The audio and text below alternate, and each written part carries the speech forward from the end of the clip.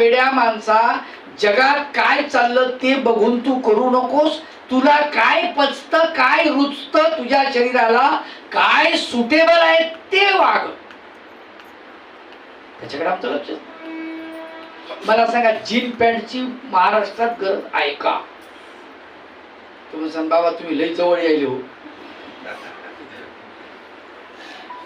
अवघड आहे हो. किती जाड कपडे माहिती आहे तुम्हाला? कशासाठी निर्मिती झाली आहे जीन पॅन्टची माहिती आहे? इंग्लंडमध्ये जे बकऱ्या चारणारे जे आहेत ना, काट्या कुट्यात फिरणारे, त्यांचे कपडे फाटत होते. मग त्यांच्यासाठी ते निर्माण झालेलं आहे. फाटलं नाही पाहिजे वा. तर कपड्यातून गेल्यानंतर ते अटकले जरी ते काटे तर नाही फाटत नाही, हे बरंच. पण त्याचा परिणाम त्या ठिकाणी चांगला आहे का? कारण ते जाड आहे, सुती आहे, अंगामध्ये थंडी घुसत नाही. पण ती जीन पॅन्ट जर तुम्ही इथे घातली, तुम्हाला फंगल इन्फेक्शन झाल्याशिवाय राहत नाही. लक्षात. भारतामध्ये सुती कापड आणि ते सैल कापड वापरण्याची पद्धती आहे. आपण आपलं रहन सहन बदलवलं, पद्धती बदलवली, त्याच्यामुळे आपल्यावर रोगाचे आक्रमण होत आहेत. मद्याची भारतात गरज आहे का? इथे पाप का मानल्या गेलेला आहे? त्याचं कारण तुम्हाला माहित असेल. येशू ख्रिस्ताच्या चर्चमध्ये येशूला मद्याचा नैवेद्य दाखवतात. कल्पना असेल तर तुम्ही चौकशी करून घ्या. का दाखवतात माहितीये? काय कारण आहे? कारण इंग्लंड हा थंड प्रदेशातला देश आहे, शीत कटिबंधामध्ये येणारा आहे, म्हणून त्या ठिकाणी मद्याची गरज पडते. आणि मद्य माणसाला जगण्यासाठी आवश्यक पडतं. शरीरातलं तापमान टिकून ठेवण्यासाठी, हृदयाची धडकन टिकवून ठेवण्यासाठी तिथे मद्याची गरज अत्यावश्यक आहे. नाही पिलं तर माणूस लवकर त्याची तब्येत खराब होते. म्हणून तिथे मद्य औषधीचं काम करतो, ते चांगलं काम करतो. पण तेच मद्य भारतामध्ये 47 डिग्री सेल्सिअस तापमानामध्ये जर इथला युवक पीत असेल तर त्याच्या आतड्याचा जाळ निघाल्याशिवाय राहणार नाही. हे लक्षात. हे आम्हाला कळलं पाहिजे. पण दुसरे करतात म्हणून आपण करायचं असं नाही आहे. हे फास्ट फूड जे आहे हे तर पहिले बंद करा, पहिले आकडून द्या. हात जोडून नम्र विनंती करतो. घरामधली साखर, मैदा आणि तिसरं काय? मीठ. सफेद व्हाईट पॉइझन फेकून द्या, गरज नाही त्याची. मध वापरा, खडी साखर वापरा, साखर वापरायची तर, नाही तर गुळ वापरा. मरत नाही गुळच चहा पिल्यावर माणूस नाही मरत. तुम्ही म्हणसाल बाबा काय आमच्या खाण्यापिण्यावर तुम्ही बंधन घालायचं. एक लक्ष, जास्त दिवस जगायचं असेल, निरोगी जगायचं असेल, चांगलं जगायचं असेल तर ह्या गोष्टी आहेत. आम्हाला जगण्याची पद्धतच माहित नाही आहे. आमचं सगळं बिघडून चाललेलं आहे. संध्याकाळी दिवस मावळण्याच्या आतमध्ये जेवण केलं पाहिजे. साधक कधी जेवतात? व्याळी शब्द आहे मानव वापरतात. व्याळी म्हणजे काय? व्याळी म्हणजे सूर्य मावळ्याच्या आतमध्ये जेवण करा आणि निवांत भगवंताचं नामस्मरण करा. रात्री 9 वाजेपर्यंत जिरून जात. ऍसिडिटी होईल का? ढेगरे येतील का? आता रात्री आपण जर 10-12 वाजता घ्यायला लागलो जेवण, आणि तेही म्हणजे जड खायला लागलो, काजूची करी, अजून काय म्हणतात त्याला, ते मसाला पनीर, आणि मग ते पोटातून बाहेर निघालं पाहिजे. अवघड आहे. हे त्रासदायक आहे. हे आपल्या आरोग्याची स्वामी काळजी घेत आहेत. फक्त ते स्वभाव मात्रा, हे सूत्र जे आहे ना, फक्त साधकासाठीच नाही आहे. त्याच्यामध्ये मानव जातीचं आरोग्य दडलेलं आहे. कधी योग आला तर त्याच्यावर स्पेशल बोलील, स्वभाव मात्रे याच्यावर. फार गरजेची गोष्ट आहे. ते आम्हाला कळलं पाहिजे. म्हणून हे अति सर्वत्र वर्जयत असं म्हटलेलं आहे सुभाषितकारांनी. तर तसं विषय सुद्धा हा वर्जयत आहे हो, वर्जयत. त्याच्या मर्यादा आहे, त्या मर्यादेमध्येच ते करायला पाहिजे. मला सांगा, एखाद्या म्हाताऱ्या माणसाचं जर समजा तुम्ही लग्न लावून दिलं तरुण मुलीसोबत, जमन काय? नाही जमणार. तसंच आहे. किती खायला पाहिजे? भूक लागली इतकं खायला पाहिजे. भूक नसली खाणं बंद असायला पाहिजे. अजीर्णस्य विषम अन्न म्हटले, अन्न ही विष आहे. वृद्धेश्च तरुणी विषम, वृद्ध माणसाला तरुणी ही विष आहे, विषासारखी आहे. अनाभ्यास्य विषम शास्त्र, जो अनाभ्यासी पुरुष आहे, ज्याला अभ्यास जीवावर येतो, त्याला शास्त्र हे विष आहे. त्याला ते डोस पाजून उपयोगच नाही ना. आणि संन्यासी विषयम विष, संन्यासी माणसाला विषय हे विष आहे. बरं, हा विष कसं? विष खाल्ल्यानंतर माणूस मरतो. सुभाषितकार फार सुंदर वर्णन करतात. विषस्य विषयानामी दृश्यते महदंतरम. महान अंतर आहे म्हटले विषामध्ये आणि विषयामध्ये. लक्षात ठेवा बरं का, विष आणि विषय शब्दाकडे थोडं लक्ष द्या. किचकटातलं सोपं करून सांगतो. विषस्य विषयानामी दृश्यते महदंतरम, खूप अंतर दिसते म्हणाले त्याच्यामध्ये, परंतु फार जवळीक आहे विष आणि विषाची. विषस्य विषयानामी दृश्यते महदंतरम उपभोक्तम विषम हंती. उपभोक्तम म्हणजे उपभोग घेतल्यानंतर, खाल्ल्यानंतर विष तुम्हाला मारते. हंती म्हणजे मारते. उपभोक्तम विषम हंती. परंतु विषय मात्र तसा नाही. विषया स्मरणादपि, विषयाची आठवण केली की मारते.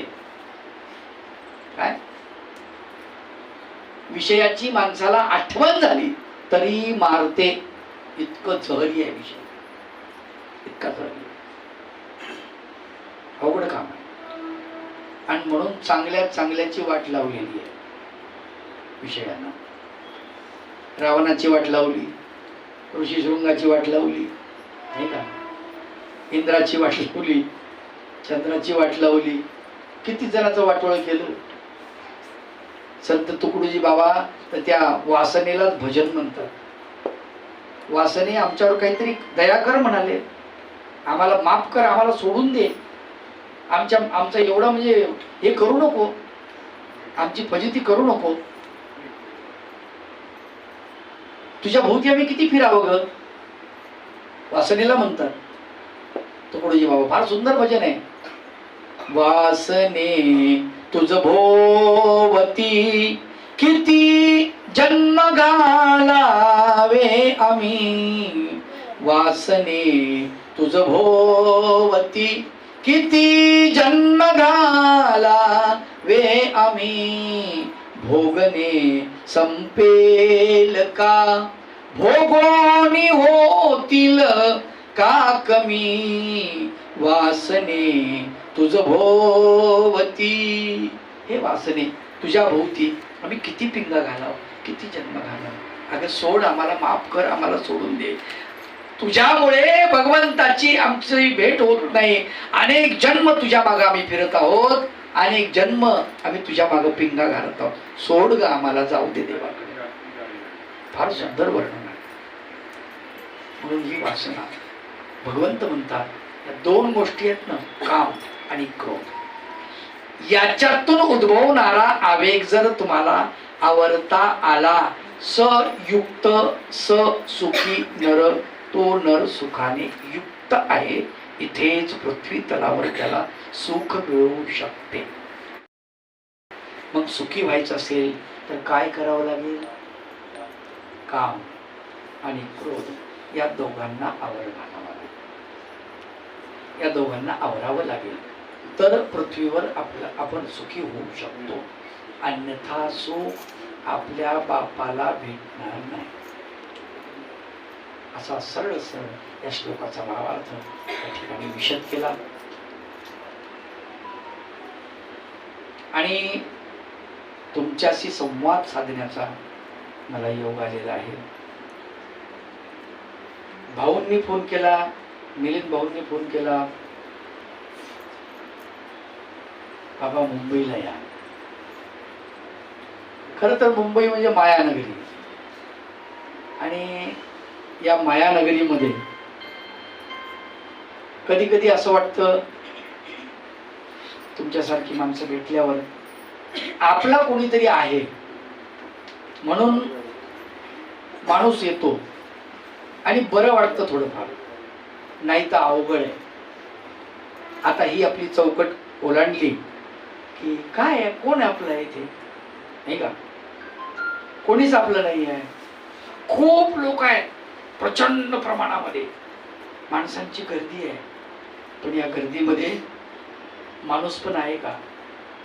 भटांच्या कवितेसारखं गर्दीत माणसाच्या माणूस शोधतो, नाही ना, सापडत नाही. परंतु भाऊंचा आग्रह, मिलिंद भाऊंचा आग्रह, त्याच्यामुळे म्हटलं चला आलो. तुमची सगळ्यांची भेट झाली. तुम्ही देवाचे राजकुमार, या मायानगरीमध्ये माया बाजूला करून तुम्ही भगवंताच्या शास्त्राच्या सानिध्यामध्ये येता, तुम्ही एकत्रित येता, भगवंताचं नामचिंतन करता, आणि प्रपंचातच नव्हे तर तुम्ही एकत्रित आल्यामुळे इथे तुम्हाला निमित्त विधी तयार झालेला आहे. म्हणजे इथं मार्ग तयार झालेला आहे. इथे आता आश्रम बनल्या गेलेला आहे. एवढ्या पुरता, आताच्या पुरता का होत नाही, हा आश्रम बनल्या गेला. या ठिकाणी आपण सगळे आश्रित आहोत.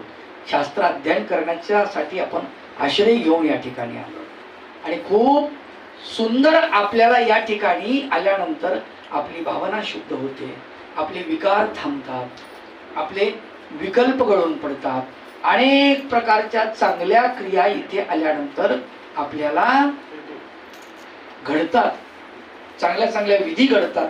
या ठिकाणी आल्यानंतर अवसर प्रसंगी सर्वत्र अवस्थान असं म्हटलेलं आहे. भगवंताचं अवस्थान इथं असेल, देव पाहत असेल, माझे भक्त माझं चिंतन करतायत, माझे भक्त भगवंताचं चिंतन जर आपण केलं तर देवही त्या गोष्टीला खुश होतो. देव कशाने खुश होतो, कशाने संतुष्ट होतो? भगवद्गीतेत भगवान गोपालकृष्ण म्हणतात की माझं चिंतन जो करतो त्याचं माझी कथा करणाऱ्या माणसावरती मी खुश होतो. कथयंतस्य मम नित्य, माझी नित्य कथा कर, अर्जुनाला भगवंत म्हणतात. कथयन तस्य मम नित्य तुष्यंतीच रमंतीच, तू जर माझी नित्य कथा केलीस तर मी संतुष्ट होईल, मी त्यात रममान होईल. आणि असं सांगितलं जातं की परमेश्वर साक्षात तिथे उभा असतो. पूर्वीच्या काळामध्ये आश्रमामध्ये पोथी जर असेल मोठी तर असं एक आसन टाकलं जायचं, पटकर टाकलं जायचं, आणि त्या ठिकाणी पाठीमागे तक्क्या लावल्या जायचा. का तर देव आले तर त्यांनी कुठे बसावं, असा एक प्रघात होता, अशी एक पद्धत होती. पण अधिकरणासाठी एक पटकर आणि देवासाठी एक पटकर, असं म्हणून पटकर टाकल्या जायचं. कल्पना असेल, भावना असेल आपली, हरकत नाही ना. काही शुद्ध भावना सुद्धा आपल्या कामाच्या असतात आणि त्या भावना आपल्यासाठी उपयोगाच्या असतात. पण एक आहे की ते करत असताना दुसऱ्याला ते पचतं की नाही, रुचतं की नाही, तो भाग मात्र ज्याने त्यांनी आपल्या आयतेपणानं जाणला पाहिजे. कारण प्रत्येक गोष्ट ही, आता बराचसा पंथामध्ये भेद, मतभेद, बरेच रस्ते, बरेच वाटा निघतात, तर त्याही आपल्याला कळल्या पाहिजे आणि आपल्या आयतेपणानं, बुद्धी कौशल्यानं आपण ते सोडल्या पाहिजे. कारण ज्ञान त्यासाठी मिळालेलं आहे आपल्याला. देवाला उपहार दाखवा की दाखवू नये, हाही एक प्रश्न आहे. बरेच लोक म्हणतात दाखवावं, देव काय खातो का बा, देवाला झोपवावं की झोपू नये, काय करावं, अनेक प्रश्न असतात. आता हे बा, तुम्हाला जे करायचं असेल ते तुम्ही करू शकता, एवढंच काय. आमचे गुरुवारी बाबुळगावकर बाबा त्यांनी एक विनोद सांगितला, त्याला विनोदच म्हणतो मी, पण एक घटना घडलेली सांगितली. ते म्हणले एकदा मी आंबाळेला गेलो, यात्रा होती, तिथे माझं प्रवचन होतं. प्रवचन झालं आणि संध्याकाळी खूप गर्दी होती, गर्दी ओसरली आणि देवाला निद्रा द्यायला सुरुवात केल्यानंतर एक म्हातारी गेली आणि देवाला निद्रा दिलेली आहे, मुखवस्त्र टाकलेलं आहे, आणि ती म्हातारी तिथं ओट्यापाशी जाऊन काय करते. बाबा म्हटले, मी जवळ गेलो, तिला विचारलं, आजी काय करते? तर ते म्हणे, देवाला बाम लावते. म्हणे बाम म्हणून बाम लावते? हो. अगं असं काय करतेस? म्हणे देवाचं डोकं दुखलं असेल ना, भूत किती ओरडत होते, बँड वाजत होता, तुमचं प्रवचन तिकडे चालू होतं, तिकडे भजन चालू होतं, आणि किंकाळ्या तिकडे दुकानदाराचे आवाज चालू होते, यात्राच होती, सगळं लोक बोलत होते, अकल्ला अकल्ला अकल्ला. त्याच्यामुळे म्हणे देवाला मी बाम लावते, डोकं दुखत असेल ना. बाबा गपचीप बाहेर आले आणि बाबाने ती गोष्ट सांगितली. बाबा म्हणाले, माझ्यापेक्षा खरंच म्हातारी हुशार आहे, मला कळलं नव्हतं आजपर्यंत देवाला डोकं आहे की नाही. पण तिनं मला जाणून दिलं की देवाला डोकं असतं बा, कारण डोकं असलं तर दुखन ना. ती तिची भावना आहे, तिला त्या भावनेनं करावं वाटतं, करू द्या. एखाद्याची जर भावना तशी असेल तर त्याला तसं करू द्या, जसं करायचं त्याला तसं करू द्या. त्याची भावहीन, तो दैवहीन म्हटलेला आहे, लक्षात ठेवा. भाव जर आपल्या अंतःकरणात नसेल तर काहीही अर्थ नाही, काही अर्थ नाही. पण प्रत्येक क्रियेच्या पाठीमागे शुद्ध भाव हा अत्यंत महत्वाचा आहे, अत्यंत महत्वाचा आहे. आणि तो जर आपल्या अंतःकरणामध्ये असेल तरच आपलं भलं होत असतं, हे लक्षात. म्हणून कधी देवाला उपहार दाखवाव का? हो दाखवा. किती वेळ दाखवाव? 3 वेळ दाखवा, 4 वेळ दाखवा, किती वेळ दाखवा, तुम्हाला दाखवायचं तितके वेळ दाखवा.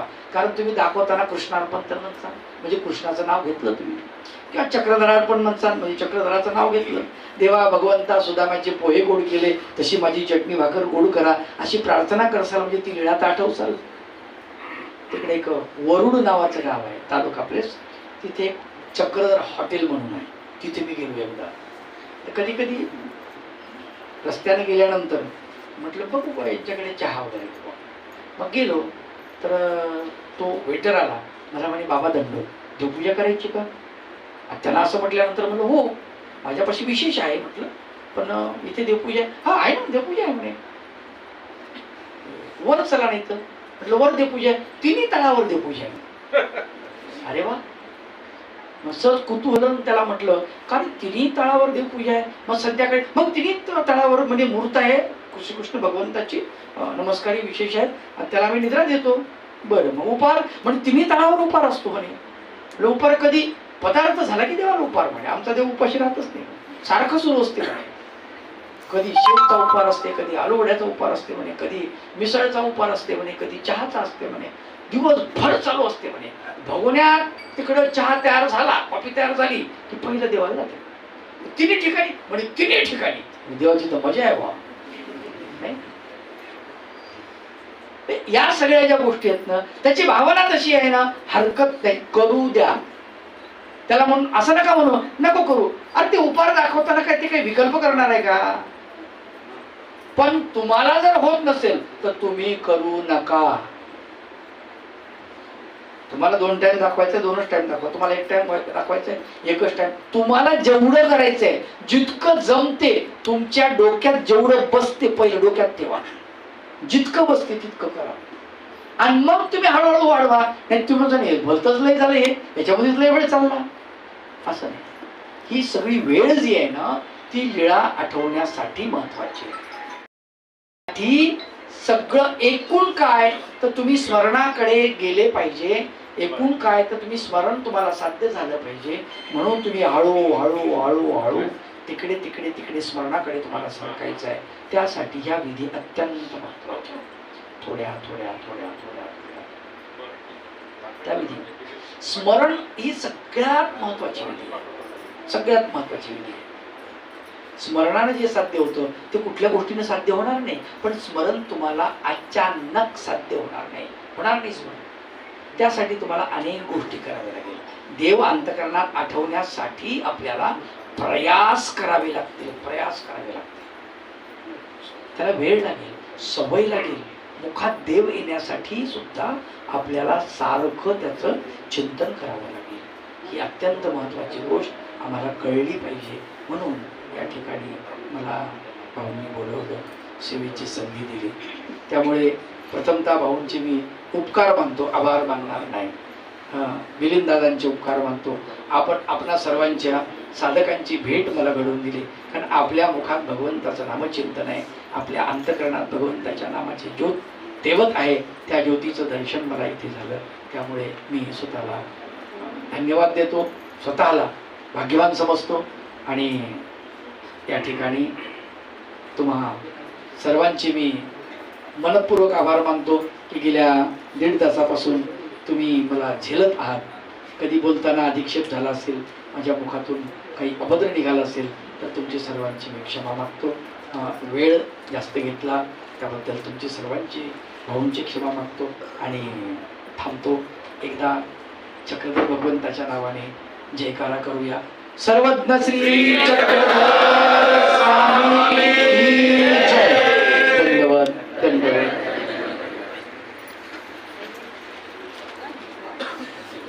आता असे प्रश्न समोर करा.